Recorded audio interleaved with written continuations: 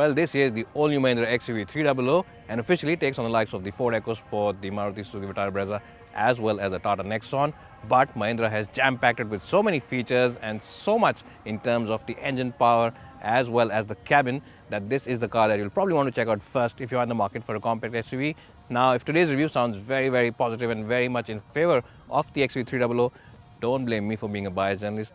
Blame Mahindra for making such an exceptional product. But what do you think about the looks? I think it looks really gorgeous on the outside. But what do you think? Let me know in the comments section below. And while you're at it, also follow me on Instagram. My handle is AshishMasi1. It's flashing below your screen right now because if I have a lot of followers on Instagram, manufacturers will think that I am very powerful as an influencer and send me all these cars earlier than they do. So I'll give you more reviews much faster than we're ready to put them up. Thanks for watching.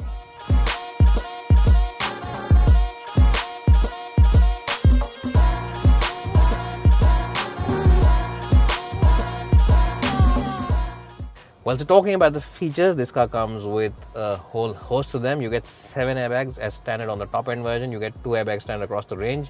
You get a sunroof on the top end version as well. You also get a nice system here for the direction of the tires. So in case your wheels are turned like this, your steering wheel is turned like this, and you're not sure which way the car is going, the car will immediately tell you that you need to straighten out your wheels because they are turned to the left. That's a very thoughtful touch from Mahindra. You also get dual zone climate control. Yes, that's a feature which cars twice the price have to offer. So Mahindra has done a great job with some thoughtful features like that.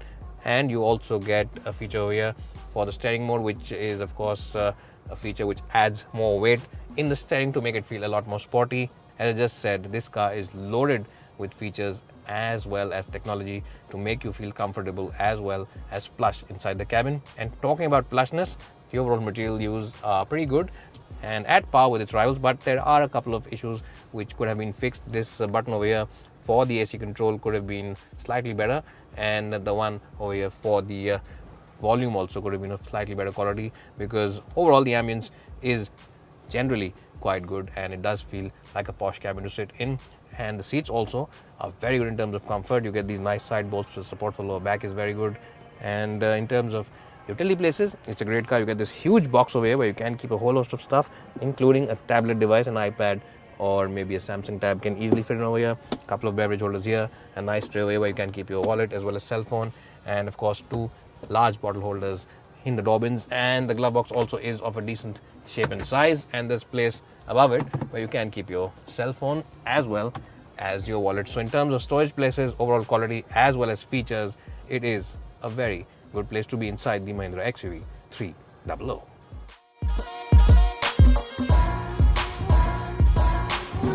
Well, so here I am in the back seat of the XUV 300 and I have adjusted the front seat for my height and my driving position, and my height for reference is 5'10". So if you're about even 6'1" or 6'2", you should be quite okay in these seats for headroom. Knee room also is pretty generous, so if you are someone who prefers the back seat rather than the front, then this is the car that you'll probably enjoy quite nicely. The backrest angle is also very good. You get good under thigh support, and the hip as well as the knee angle also is pretty good, so you don't really sit hemmed in these seats. You sit nicely on top of them, and it is a nice and relaxing place to be in. What's also good is the fact that there is a completely flat floorboard over here, and the car is generally wide enough to have 3 occupants abreast, so it is a good car for those long highway trips with your entire family, and 3 people abreast shouldn't be an issue. What you'll also like is the fact that the doors open nice and wide, and the aperture for entry and exit is pretty good. Also, it's a very nicely pursed up car. The seats are nicely pursed up, so you can easily step in and out of it. There's no issue of slouching or bending around and getting into it, so it's a nice and comfortable car. Only issue is that you don't get any AC vents at the back, which is something that most buyers could complain about, especially because the Tata Nexon has this. And the other thing is that you don't get any charging points for your mobile phone, which is something that most car makers are now offering on their products.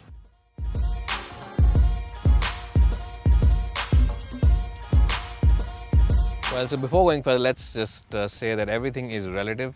And this car, remember, is a compact SUV, so the boot on this car for a compact SUV is quite okay. It is a decent shape and a decent size, but it definitely looks and feels a lot more smaller than the ones on the Nexon as well as the Maruti Suzuki Vitara Brezza.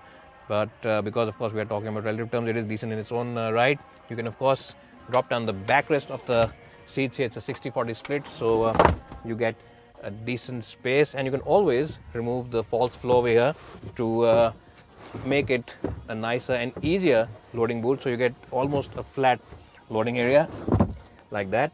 So you get an almost flat loading area. There is still a bit of a lip over here, there's a bit of a ledge, so you'll have to really heave in those bags and put your back into it.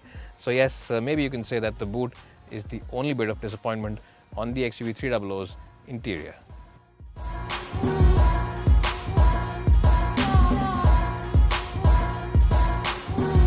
Well, so first things first, this XUV300 is now the most powerful compact car in its segment, especially in the diesel version.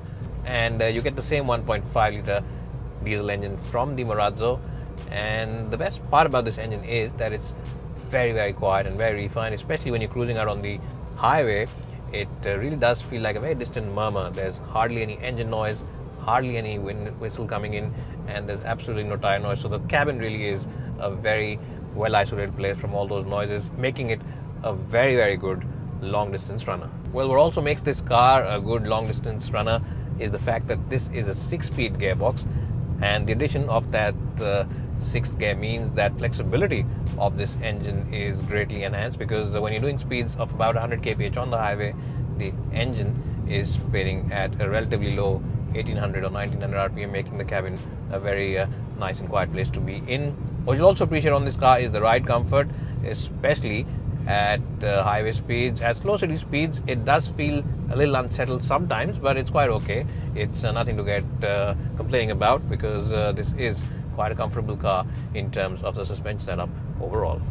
Now, in terms of the driving dynamics, the engine, the diesel engine that is, needs about 2000 rpm to get going. Before that, it is a typical diesel engine. It's a bit lazy to respond to your throttle inputs, so you need to keep it between 2 and 4000 rpm to get the best juice from it. And the gearbox is a nice and light unit. Even though the throws are a bit long, you won't complain too much, because it really is a very, very light gearbox to operate, so it doesn't take too much effort. It won't tire you out after a long day behind the wheel.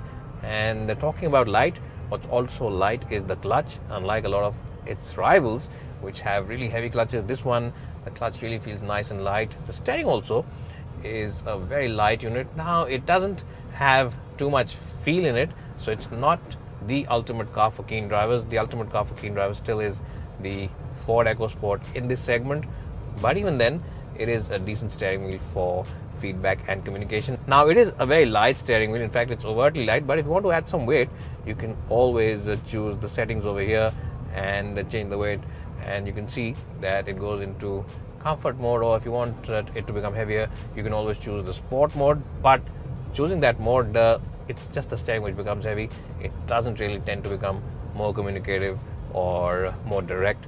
So, it's best to keep it in comfort settings and enjoy the relaxing and easy nature of the XUV300. What you'll also appreciate is the excellent visibility, especially the chunky rear view mirrors that Mahindra has given this car. And what you'll also like once you're viewing them is the slightly muscled up look of the rear door. It gives you a sense of muscle about this car every time you look in your rear view mirror. So it's a nice and very thoughtful touch on the design side, and definitely adds a lot of character to the XUV300. What will truly impress you about this engine, though, is its sheer refinement. It's a brilliant engine for refinement, and even when you're revving it very hard, when you're near its red line, it remains quiet inside the cabin. It doesn't become too buzzy. That's something that buyers who use the car on the highway will really appreciate. So if you're doing, let's say, speeds in excess of 100 kph on the highway, the engine is still at about 1800, 1900 rpm, making it a nice and quiet place to be in.